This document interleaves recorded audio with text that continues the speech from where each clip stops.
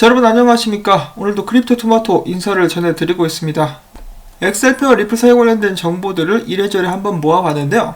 오늘은 어제에 이어서 XRP에 대해 좋지 않은 의견들도 있는 반면에 이제 리플사의 진행 상황에 대해서 발전 상황에 대한 정보도 있습니다. 자, 일단 하나하나 보도록 하겠는데요. 첫 번째로는 이제 캐나다 암호화폐 중개업체인 보이저에서 그들이 운영하고 있는 보이저 이자 프로그램에 5종의 암호화폐를 추가할 예정인데, 그 중에 한 개는 X로 시작되며 그 커뮤니티는 종종 군대로 비유된다라고 이렇게 재밌게 힌트를 남겼다라고 합니다. 자, 이건 뭐 그냥 XRP로 보면 되겠죠. 그래서 XRP가 보이저 이자 프로그램에 추가될 예정이다 라는 소식이 나왔었고요. 그 다음에는 크립토 에리님께서 제공을 해주신 그런 정보 잠깐 또 공유를 해보도록 하겠습니다. 지금 보고 계시는 웹페이지 같은 경우는 브라질의 한 웹사이트라고 볼 수가 있겠는데요. 이 브라질 매체에서 리플사의 에릭 반 밀튼버그 부사장을 인터뷰를 최근에 했었다라고 합니다. 그래서 이 사이트 자체도 이제 언어가 이 포르투갈어로 되어 있었는데 영어로 일단 바꾸셔가지고 정보를 접하게 되셨다라는 설명을 해주시면서, 일단 이 기사의 제목 같은 경우는 브라질이 어떻게 리플사의 송금 거래량 중에 30%를 차지하게 되었나라는 것이었다고 합니다. 자, 30% 굉장히 많죠. 저는 잘 몰랐었는데 아무튼 이 기사에서는 이렇게 이야기를 하고 있었고, 여기서 에릭 반 밀튼버그 씨 같은 경우는 브라질로 이제 최근에 출장을 자주 다녔다라고 해요. 그러면서 이 기사 같은 경우는 브라질에 있는 송금 업체가 리플사의 기술을 사용하면서 예를 들어 비테크 같은 경우 송금 비용을 $20에서 $2로 줄일 수 있었다라는 것에 대해서 또 이야기를 해주면서 그 외에 여러 가지 질문들을 하게 됩니다. 그 중에 몇 가지를 또 보도록 하겠는데, 첫 번째로는 암호화폐가 어떻게 효과적인 거래를 이뤄낼 수 있는가, 그러니까 국제 송금을 하는 데 있어서 암호화폐를 활용하게 되면 어떤 이득이 있는가, 뭐 이런 질문을 했다라고 볼 수가 있겠는데요. 자, 이것에 대한 답변은 사실 저희들이 굉장히 많이 들어왔었습니다. 그렇지만은 이 매체에서 나왔기 때문에 다시 한번 잠깐 알아보게 되면은, 일단 브라질 회사가 일본에 있는 회사와 거래를 하고 싶으면은 양국 브라질과 일본에 각각 계좌를 열어야 되고, 이 송금을 위해서 양쪽에 돈을 맡겨놔야 된다. 이 과정 속에서 당연히 양 은행 간에는 신뢰 관계가 필요하게 될 것이고, 이런 것을 저희는 이제 프리펀디드 어카운트라고 부르고 있죠.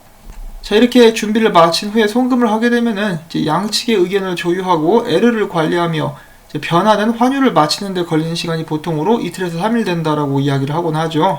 이러한 송금 환경이기 때문에 암호화폐로 송금하는 것이 이제 굉장히 매력적으로 보여지게 될 수가 있는데, 암호화폐로 송금을 하게 되면은 어떻게 되죠? 그냥 바로 보내면 되죠. 계좌를 열고 뭐 며칠 기다리고 그럴 필요가 전혀 없습니다. 바로 보내고 주고 받을 수가 있게 된다는 것인데, 그렇지만 이 과정 속에서 예를 들어 비트코인으로 송금을 하게 되면은 10분에서 20분 정도가 소요되게 되고 비용은 $3. 그런데 XRP로 송금을 하게 되면은 3초면 되고 비용은 $0.0011만 든다라고 그는 답변을 했습니다. 그 외에 또 다른 질문으로는 리브라와 XRP의 기본적인 설계의 다른 점은, XRP는 오픈소스로 중앙에서 관리하는 회사가 없으며 리플사 같은 경우는 XRP에 대한 결정을 내리지 않고 단지 지지하기 위해서 노력한다.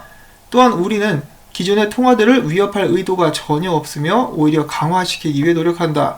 우리가 브라질과 캐나다 은행의 거래를 더욱더 효과적이 될 수 있도록 돕는다면은 이 과정 속에서 우리는 캐나다 달러를 위협하는 것이 아니라 캐나다 달러가 강해질 수 있도록 돕는다라는 것이다.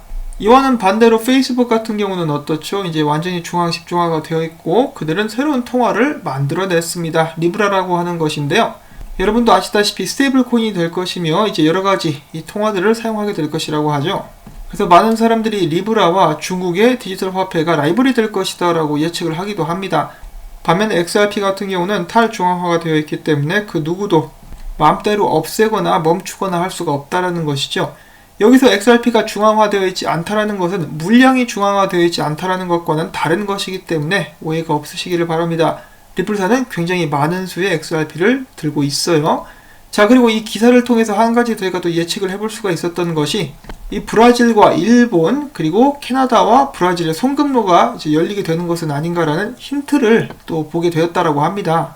언제쯤 열릴지 좀 답답하긴 합니다만 이런 식으로 계속해서 일들은 이루어지고 있다라고 하죠. 하루빨리 좋은 소식들이 들려올 수 있기를 바라보면서, 이 다음에는 또 어제에 이어서 리플사에 관련된 안 좋은 이야기들, 계속되는 공격들 또 한번 보도록 하겠습니다. 뭐 공격이라고 볼 것까지는 없고 사람들의 의견이라고 볼 수가 있겠죠. 리플사의 미래가 부정적이다라는 의견들 보도록 하겠습니다. 첫 번째로는 제가 어제 소개를 해드렸었던 해외 소셜미디어 레딧에서 이제 오랫동안 XRP 지지자였던 사람이 이제 XRP에 대해서 실망을 했고 장기적인 전망에 대해서 크게 우려하는 글을 썼었다라고 말씀을 해드렸었는데요. 어제 나왔었던 기사 같은 경우는 글은 그럼에도 불구하고 XRP를 팔지는 않을 것이라고 했었으나 이 똑같은 내용을 전하고 있는 기사 같은 경우는 XRP를 팔았다라고 이야기를 하고 있습니다. 지금 보시면 리플사의 로고가 불타고 있네요. 이 고구마로도 몇 개 던져놓고 싶은 그런 정도로 불길이 거세다라고 볼 수가 있겠는데, 자, 그 다음으로는 어제 암호화폐 분석가 몇 명과 커뮤니티 멤버들 등등이 XRP 가격 상승 가능성을 놓고 논쟁을 벌였습니다. 일단 XRP의 상승 가능성을 놓고 비트코인과 이더리움, XRP도 같이 상승하게 되면서 XRP 같은 경우는 이제 10불을 넘길 수 있다라는 그런 이제 희망적인 분석들이 이렇게 사람들 사이에서 오르내리고 있으니까 트위터에서 가장 활발하게 활동을 하는 분석가 중에 한 명인 크립토 제레마이아는 이렇게 이야기를 합니다. XRP는 절대로 10달러가 될 수 없다. XRP가 그 정도로 가격이 오르면은 비자나 JP모건, 골드만삭스보다 시총이 더 높아진다. 이런 게시글이나 예측을 하는 사람들을 보면은 95% 이상이 이제 XRP에 물려 있어가지고 본전을 찾으려면 XRP 가격이 3배에서 4배 정도 올라가야만 하는 그런 상황에 처해 있는 망상에 젖은 XRP 좀비들이다. 그들은 비현실적인 꿈을 꾸며 비현실적인 가격에 목표를 맞추고 이러한 포스팅을 자주 올리곤 한다.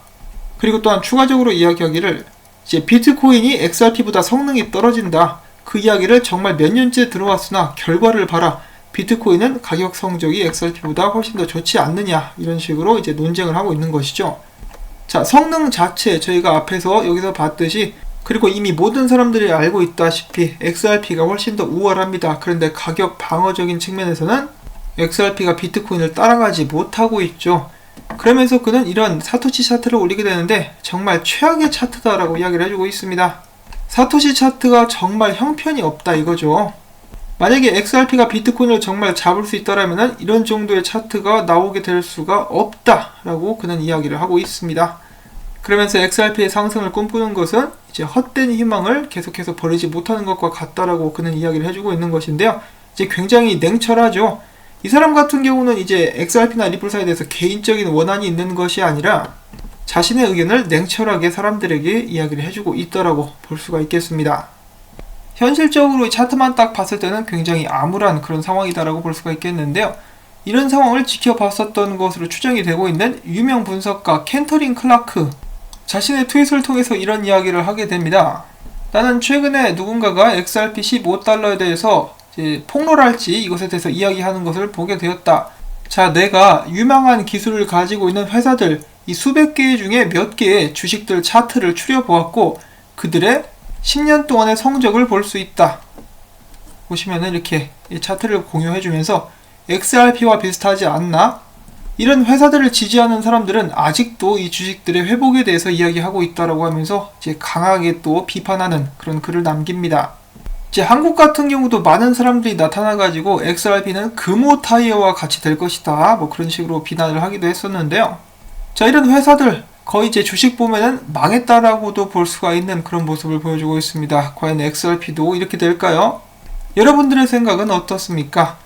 여기서 몇 가지 차이점을 저희가 생각을 해야 된다라면은 첫 번째로는 XRP는 주식이 아니라는 것이죠. 이 XRP나 리플사를 이렇게 싫어하는 사람들의 말을 들어보면은 그들도 잘 알고 있습니다. XRP는 리플사가 아니다.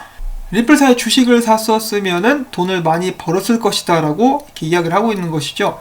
만약에 리플사 주식이었으면은 이 차트가 어떤 모습을 하고 있었을까요? 꽤 높이 올라가지 않았을 거라고 예측은 해볼 수는 있겠는데요. 이 최근까지도 이제 많은 회사들이 리플사에 대량의 거액을 이제 투자를 하는 그런 모습들이 계속해서 보여줬었는데요. 이제 말씀을 드렸다시피 XRP 차트랑 리플사 차트는 다르다라는 거 제가 기억을 해야 될 것 같고요. 그 다음에 저희가 또 한 가지 이제 염두에 둬야 될 것은 XRP는 이제 시작 단계라는 것입니다. 실제로 쓰려고 만든 XRP이기 때문에 실제로 사용되고 나서도 본격적으로 많이 사용이 되고 나서도 오르지 못하게 된다라면은 뭐 그때는 희망을 좀 접을 수는 있겠습니다만은 아직까지는 이제 말 그대로 걸음마를 뗀 그런 상태이기 때문에 저는 조금 더 지켜봐야 된다라고 생각을 하고 있긴 하지만은 제가 이런 말씀을 드리면은 무조건적으로다가 이제 XRP 편을 든다, 리플사 편을 든다라고 말씀하시는 분들이 계셔가지고 그런 분들께서는 이런 사람들의 의견 제가 앞서서 말씀드린 것 있죠. 이 유명 분석가들의 의견을 귀 기울여서 들으시면 될 것 같습니다. 그리고 분명히 말씀드리건데 이 사람들이 맞게 될 수도 있어요. 저는 다만 아직은 모르겠다라고 말씀을 드리는 것이지 무조건 이제 이 사람들이 틀렸다라고 말씀을 드리는 것이 절대로 아니라는 것을 다시 한번 강조를 하면서 이 소식은 이제 여기서 마무리를 짓고 넘어가려고 합니다. 어제 오늘 너무 부정적인 소식들만 나오는 것이 아니냐라고 이렇게 말씀을 하실 분들도 계실 텐데요. 어떤 날은 긍정적인 소식들 많이 나오고 어떤 날들은 부정적인 소식들도 나오게 되는 것이겠죠. 이렇게 XRP를 싫어하는 사람도 있는가 하면 아직까지도 XRP에 대해서 열렬한 지지를 보내고 있는 이 많은 투자자들도 있습니다. 그 중에는 꽤 성공한 사람들도 많이 있고요. 그래서 사람들의 의견이 다를 뿐 이런저런 정보들은 계속해서 앞으로도 나오게 될 것입니다. 자, 그리고 마지막으로는 뭐 재밌는 짤이라고 하기는 그렇고 좀 특이한 괴상한 소식이 있어가지고 또 한 가지 여러분들께 전달해드리려고 하는데요. XRP 커뮤니티에서 과거에 활발하게 활동을 했다가 리플사가 자신의 의견을 들어주지 않자 삐져가지고 XRP를 모두 팔고 난 후 XRP 커뮤니티와 또 싸우기도 한 이 티파니 헤이든 씨, 최근에는 또 굉장히 괴상한 그런 프로필을 업데이트했다라고 하는데요. 자신이 그 유명 전염병 있지 않습니까? 그거에 걸렸다라고 합니다. 걸렸는데 어떻게 걸렸느냐? 이 제드 맥케일럽한테서 옮았대요. 그래서 제드 맥케일럽이랑 어떤 관계인지는 모르겠는데 이 지속적으로 만나는 것 같기도 하고 자신이 그 전염병에 걸렸다라고 다시 한번 이렇게 관심을 끌어모으는 그런 모습을 보여주었는데요. 이 성공한 것 같죠? 굉장히 많은 관심을 다시 한번 끌어모으고 있습니다. 이런 부분에 또 특별한 재능을 가지고 계신 것은 아닌가라는 생각이 들 정도인데요. 이분의 말씀이 맞다라면 제드 맥케일럽도 이 바이러스 걸렸다라고도 볼 수가 있는 것인데 과연 진실은 어떤 것일까요? 자, 오늘도 시청해주신 여러분들께 다시 한번 감사의 말씀을 전해드리고 이러한 객관적인 정보들 가감없는 악재도 좋다라고 생각하시는 분들께서는 계속해서 제가 열심히 이 채널을 유지할 수 있도록 오늘도 마찬가지로 광고 영상 시청 한 편만이라도 마지막까지 그리고 광고주 방문 부탁을 드립니다. 시청자분들께서 도와주셔야 저도 살아남을 수가 있겠죠. 자, 그러면 저는 다음에 새로운 소식 가지고 또 인사를 전해드리겠습니다. 안녕히 계십시오.